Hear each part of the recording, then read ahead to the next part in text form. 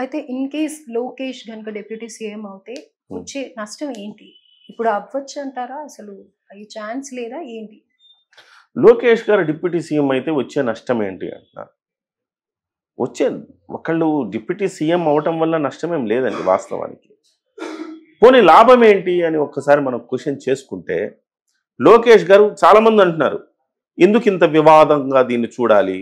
లోకేష్ గారు deputy CM అయితే పెద్ద జరిగే నష్టం ఏమన్నా ఉందా, తప్పేమన్నా ఉందా అంటే ఎస్, చాలా లోతుల్లోకి వెళ్ళి ఆలోచించాలి మనం.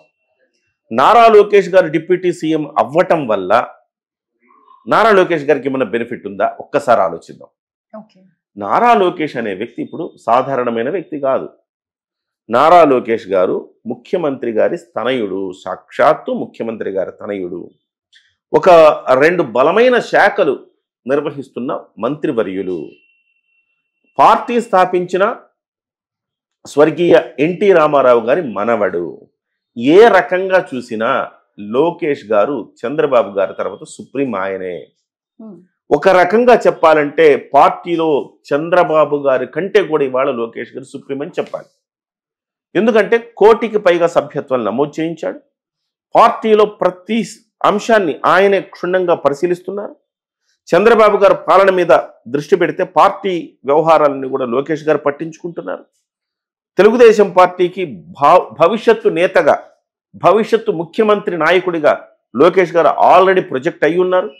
అలాంటప్పుడు ఆయన కొత్తగా ఉప ముఖ్యమంత్రి ఏం అవసరం? ఇవాళ కూడా ఒక రకంగా చెప్పాలంటే ఒక పాజిటివ్ నోట్లో చెప్తున్నా, లోకేష్ గారే ఇవాళ కూడా ముఖ్యమంత్రి స్థాయిలో పనిచేస్తున్నారు. ఒక నెగిటివ్ నోట్లో వాళ్ళు అంటున్నారు, ఎవరు? వైసీపీ వాళ్ళు, సకల శాఖ మంత్రి లోకేష్ అంటున్నారు. ఎందుకంటున్నారు?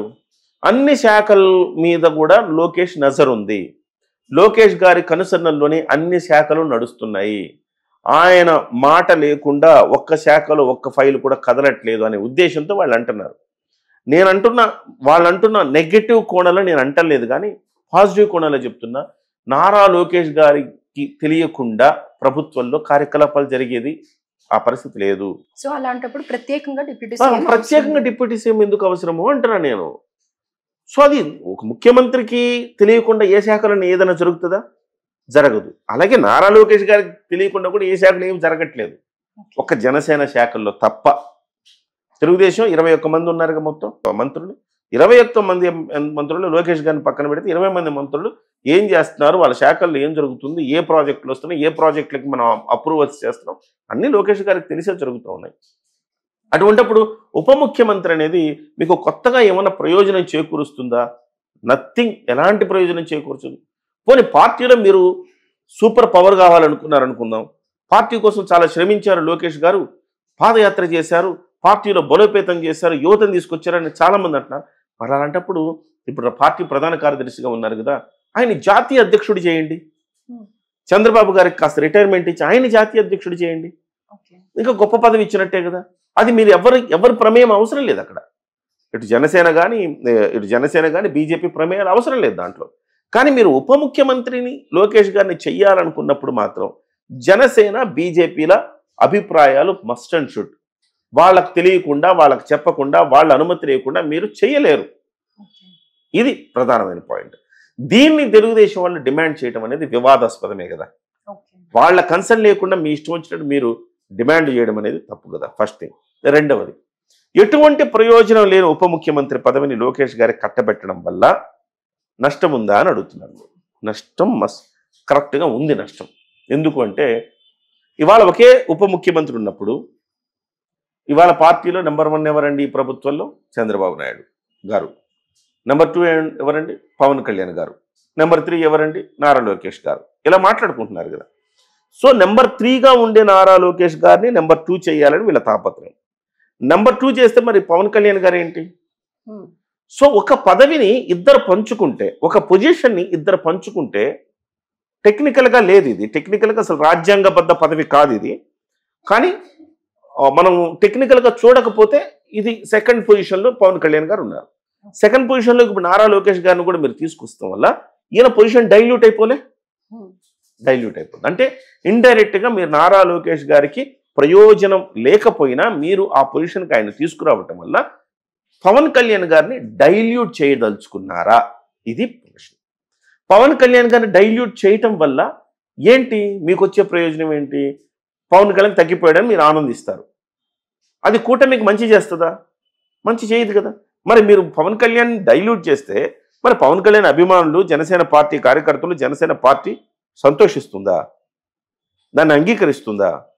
పోనీ బీజేపీ అంగీకరిస్తుందా? అప్పుడు బీజేపీ నుంచి కూడా డిమాండ్లు వస్తున్నాయి. ఇప్పుడు మీరు ఉప ముఖ్యమంత్రులు తీసుకోవడం ఏంటి? మాకు కూడా ఒక ఉప ముఖ్యమంత్రిని ఇవ్వండి అంటున్నారు.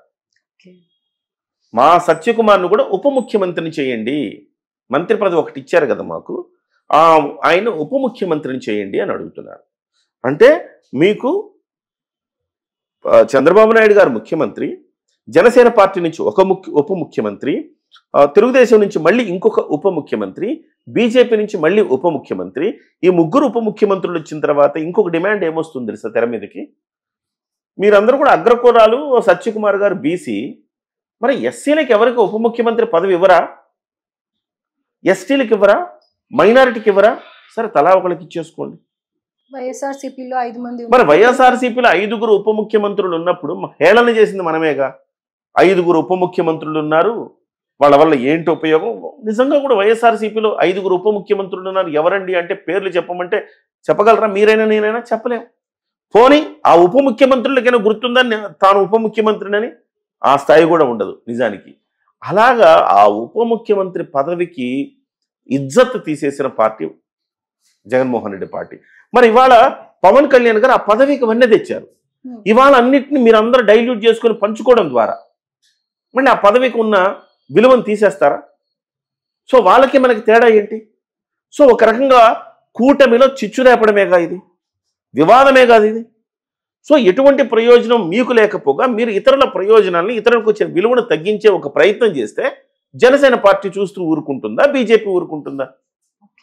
సో ఇది 6 నెలలు కూడా కాలేదు.